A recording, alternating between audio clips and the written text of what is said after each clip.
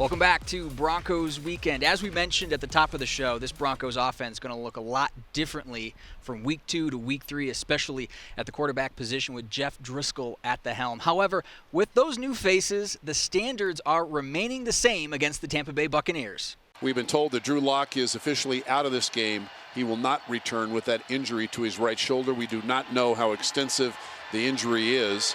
Blitz on the way. Driskel in the pocket, floats one up. He's got Gordon in the end zone. Gordon goes up, makes the catch, and he's got a Denver touchdown. It's good to get those reps. So it'll be good to get the preparation, get in the huddle with the guys, call the plays with the guys.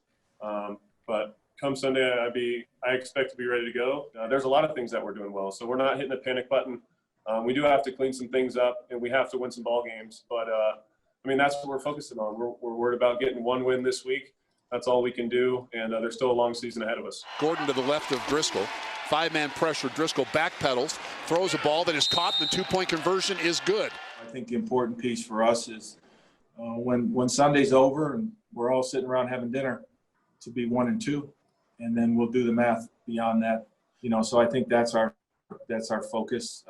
Every week in this league, you play against very fine defenses and outstanding quarterbacks, and so the challenge is to find a way to win the game. We got a good team here. We just need to finish. There's certain little things that we do that could cost us the game. Like the first game, stuff, certain little things. I'm not gonna do it too much in detail, but we're gonna just have to keep fighting, keep pushing, focus on the next game. The Broncos are going to be counting on those rookies, KJ Hamler and Jerry Jeudy, a little sooner than they might have thought they would have had to at this point in the season. However, those guys poised to make big plays this coming Sunday. Another facet of the game the Broncos are going to need big plays from to keep it close with the Bucs, special teams. Our own Steve Atwater had a chance to sit down with special teams coordinator Tom McMahon. First off, so many injuries to key players.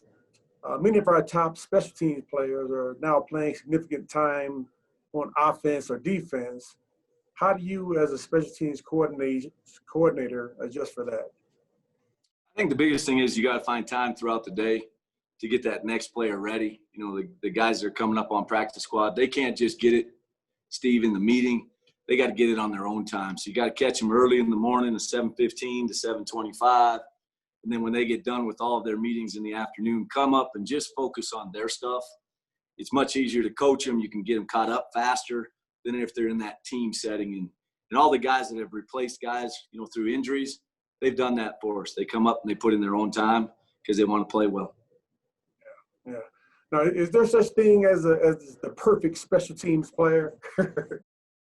I don't know about that. I think a perfect special teams player to me is a guy that produces every single play, very, very consistent. He doesn't need 10 moves on kickoff to win. He's got one go-to move. He does it perfect. He understands leverage. He's got great eyes. But a perfect player to me is somebody that blocks well every single play. Now, how much consistency does re-signing Brandon McManus bring to the kicking unit? I think it brings a lot of consistency. We know what his, leverage skills are in terms of kicking. So we can design our kickoffs.